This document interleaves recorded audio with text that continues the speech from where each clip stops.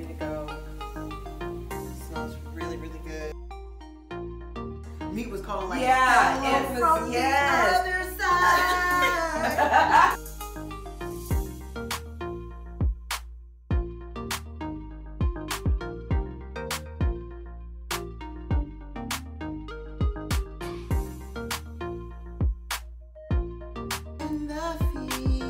Yes, ma'am, answer. Yes. That's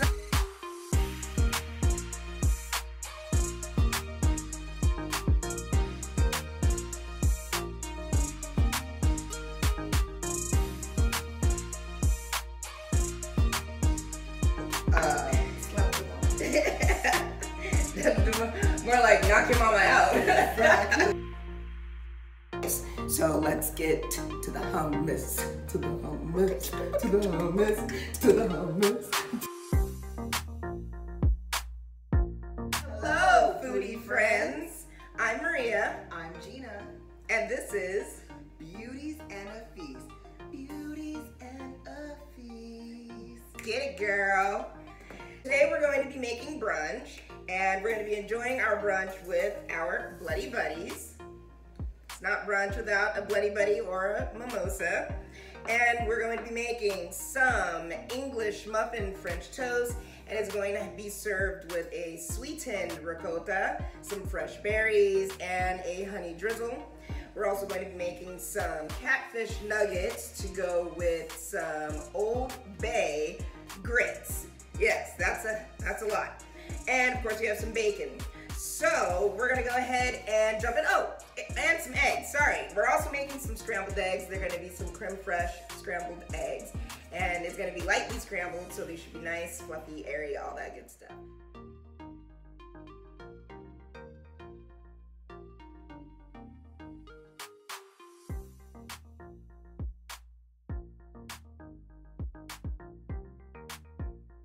To get the catfish cut up, we're gonna make catfish nuggets, and I'm going to be putting it in some buttermilk. And the purpose of doing that is you want to let it soak for a little bit, so that way once you do fry the catfish, it comes out nice and flaky and it tastes really, really good. You really want it to have a flavor that's not really oily, because catfish can kind of take on an oily taste if it's not prepped correctly. So therefore, that's why you soak it in the buttermilk, to kind of extrapolate that oil from the flesh. And so I'm just going to be doing small pieces to make some nuggets. Throw that in the milk, not doing anything special. And while I'm getting that prepped, she's actually going to prep the cornmeal that is going to be on the catfish. So you're going to just use regular cornmeal.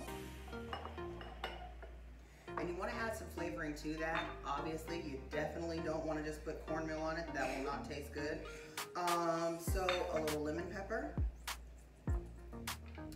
a little bay seasoning, and to spice it up a little bit, I'm not going to dump this entire container of this hot seasoning in there. We like to call it slap your mama.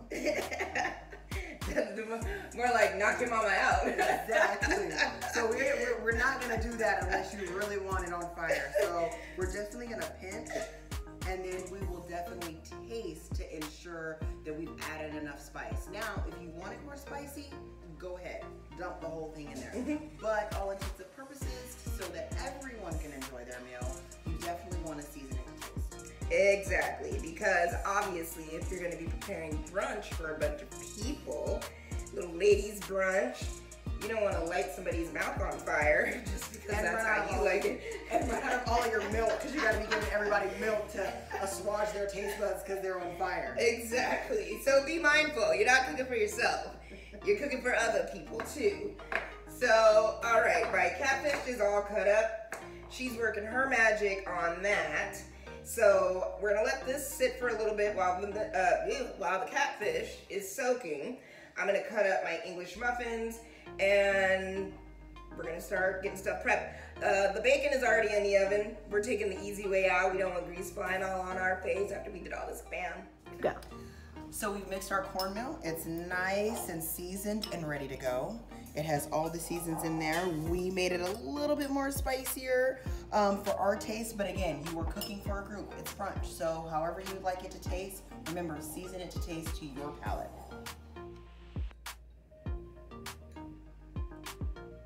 So I saw this whole idea for this Bloody Mary. I've seen some with shrimp. I almost did shrimp today, but then I was like, oh my god. Yeah, so I was like, okay. I've seen the shrimp. I have seen mini burgers. Hey, just all kinds of off the top. A lobster tail. Oh, yeah. So I was like, okay, let's have a little fun with this here brunch. You know, we're brunching it. Ladies doing what they do best. So bacon, green olives, cheddar cheese, and a peppercini. And I made the seasoning around the rim.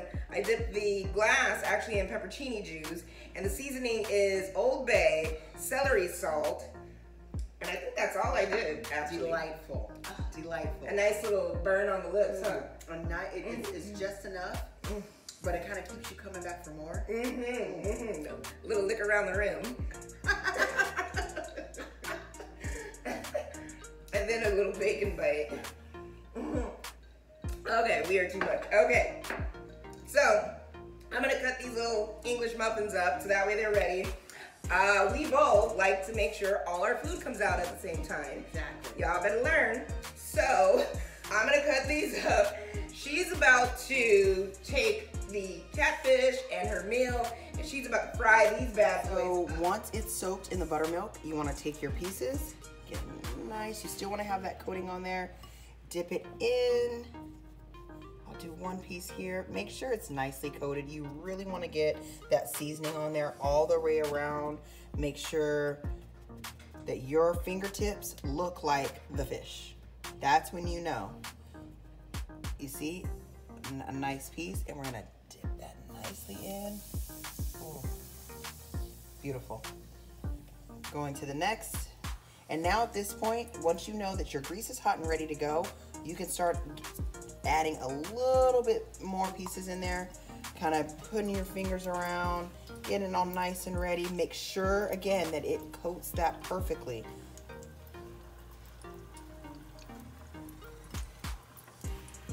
And drop it in. I'm gonna eat that up. Sure. So we put it on a rack so that the oil can seep out. I didn't put it directly on the paper towel because we want it to contain some of the consistency. A lot of times when you put meat straight on the paper towel to kind of soak up the oil, it does not keep its crisp. We want it to keep its crisp. We're pulling out the last batch right now. Oh, look at that. Delicious. Ready to go. So we have our creme fraiche eggs. So you're gonna add your eggs, a little bit of milk, and then you will add a tablespoon of the creme fraiche after it gets in the pan and starts cooking up. So let's go ahead and add that in. Add the milk to your liking.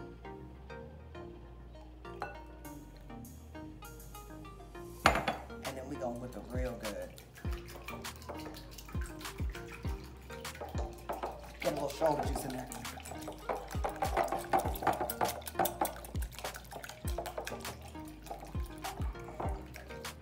Okay, that is how you want your eggs to look.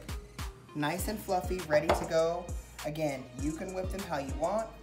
I like them like this. We're gonna transfer that to the pan now and add our tablespoon of creme fraiche. Okay, so the catfish is pretty much done. Gina's on that.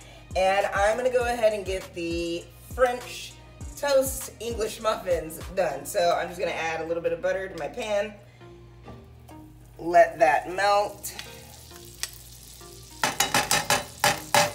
Yep. And I've already got my eggs mixed up. So I'm gonna coat the whole pan. And all you do is just dip your English muffin in the egg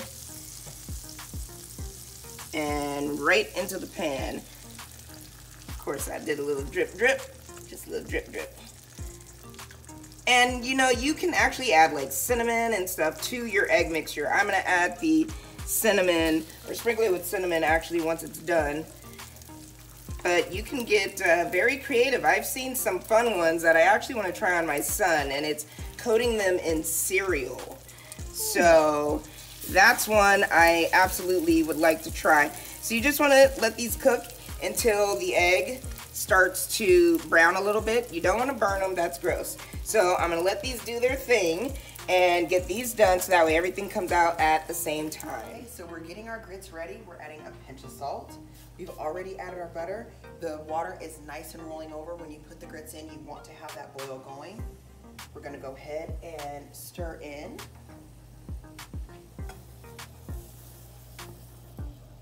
Nice.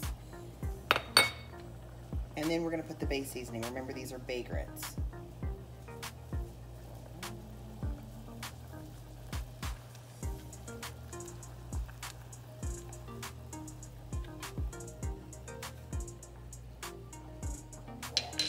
Make sure the seasoning gets all in there.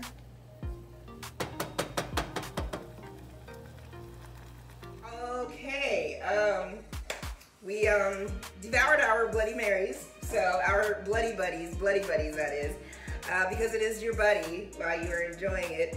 So I'm going to whip up this ricotta. I'm actually going to be sweetening it with just a little bit of regular cane sugar, or not cane sugar, regular sugar, and I'm going to add some cinnamon to it. But once everything is done, as far as the French toast, English muffin French toast, I'm going to also drizzle it with a little bit of honey. You could also use agaves, to each their own, or syrup. I prefer using honey or agave myself. So I'm going to do this, and she's about to do her thing. So we drank our Bloody Marys. They were delicious, but for brunch, you always have to have a good mimosa. And what better place to have it when we're cooking brunch for you? So I'm gonna open this. You're gonna probably hear a loud pop. Because I was literally about to say, please do not shoot me in the head. And I was about to say, I'm about to shoot my eye out. I do not want to have to go on workers' comp for getting injured with a corkscrew. There we go. She is a pro, people. This is my brunch buddy right here. You do not, you have to have a good brunch buddy that knows how to pop bottles like this, okay? Oh, we pop all the time. See? Okay, so we're pouring this in. I've got my second glass here.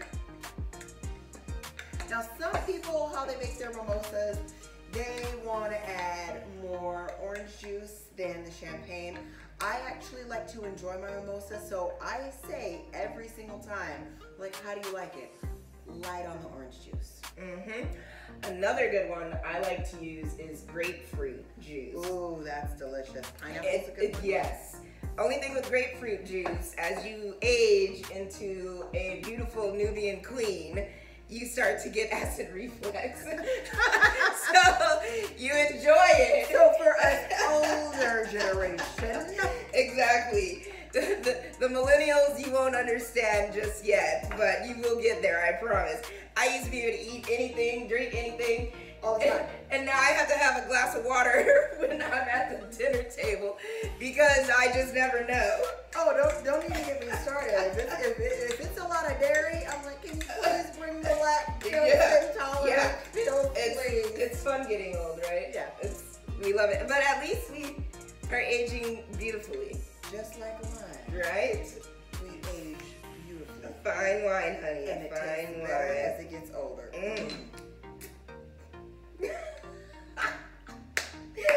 Okay, last thing we need to do is get these creme fraiche eggs done. And then we are good to go, but there we go.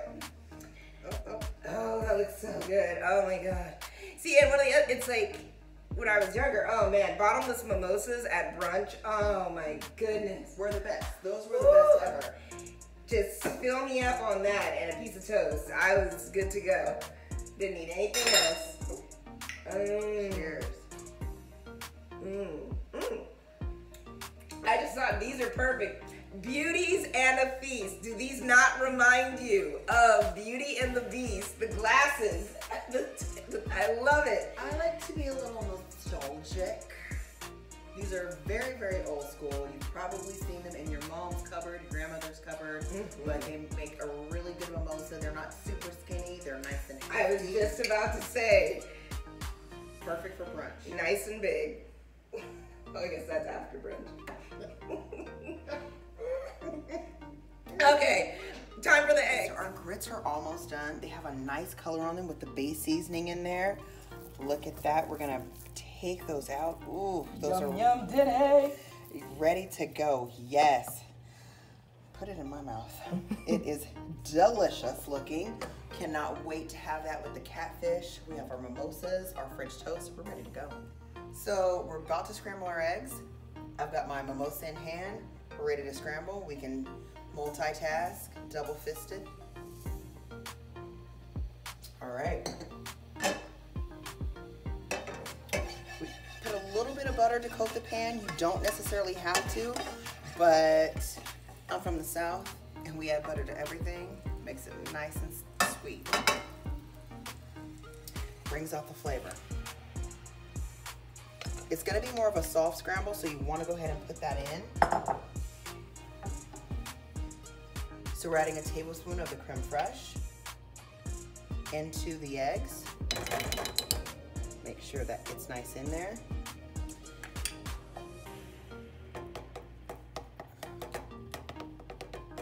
Mix it around just a little. Remember, it's more of a softer scramble, so you're not gonna hard scramble it. Keep your temperature at a medium, just so that it can kind of take in and melt the creme fraiche just a little bit, because you want that in the egg. You don't want it to get clumpy around, so you're having a really big bites of creme fraiche and not enough egg. You want it to be balanced. All right. So these are just about done. Remember, you do not want your eggs to get overdone. You still want them to have that light and fluffy look to them. Oh, nice. Look at that. Beautiful. They've already been seasoned with a little bit of salt to them. And they're ready to go. This looks amazing. So we've got our bacon here. We've definitely got a variety. We've got the chewy bacon for those who like it more chewy. We've got the crunchy. Whenever you are serving bacon, make sure, and especially if it's for a lot of people, that you have the variety. Not everybody likes their bacon the same. We've definitely got our creme fraiche eggs, garnished with some chive on there. That looks beautiful. Catfish and bay grits. Honey. Oh, that crispy. Oh my God. I'm smelling it and I'm trying to talk at the same time. Yeah, no. Yes, absolutely divine. We also have our French toast that is a first for a lot of people. It is definitely a first for us. We love to eat French toast, but we like to make it a lot of different ways. So we made it for you today this way. And next time we're gonna do a little different. I saw one where it's cereal. So yes. So since my son, he's not really down for it. Yeah. I figured out we'll do it. Yeah, he could whatever. He could next brunch. We're gonna go a little different. His little palate is a little too much sometimes, so he doesn't want to do little simple stuff. But we will do it. Exactly. We're more of the adventurous ones. We'll try it. Exactly. We've also got some sweet ricotta. I can smell the cinnamon notes, but it's also sweet with a little sugar on there. Just a little bit of sugar, just a little. And then garnish with fruit. You always, whenever you have brunch, you always got to incorporate the fruit, because remember, what is brunch? It is breakfast and lunch. When breakfast, you want to have fruits, but you also want to have the savory. You want the sweet, and you want to have the mimosa. Even if you're just getting your fruit from in the mimosa. Exactly. And then we're gonna drizzle the French toast with a little bit of honey, or you can use agave, or of course you can use syrup. We both prefer using agave or honey. I think syrup is just a little too sweet for me. Exactly. As weird as that sounds, but I think the combination of all of that and then the sweetness from the fruit should be plenty. The catfish. Yes. Oh, honey, the catfish. Wait a minute. So we are about to try this catfish for you here right now. So the first time I had her food, it was a gathering at her house. We had only known each other maybe about 3 months. Went over there, it was a little family thing. She was throwing down catfish, collard greens, peach cobbler in the cast iron skillet. She had everything. The salads, the macaroni. Oh, yes, Auntie, the list. You name it. was on there. It was on there. She had We had it, greens. we made it. It was amazing. I had mac and cheese. Yeah. I even had, because a lot of times there could be fish allergens. So I had a whole separate deep fryer with just chicken. See, but a lot of people don't think about that. You're not just cooking for one person when you're having multiple people over. Somebody might have an allergy, so. And this was pre-COVID. Yeah, this is pre-COVID. Yeah, when we could share cups. So it was, you know, about 50 people, and not everybody eats fish. Not everybody eats everything. So I said, okay, I'm not gonna compromise on the sides, but I will definitely compromise on the protein. A totally separate, away, allergen-free deep fried chicken tenders to my family recipe. All was good. You name it. So we are going to taste this fish after this. So you get your fruit intake. So, oh my God. I would come a little closer, but I'm not sharing.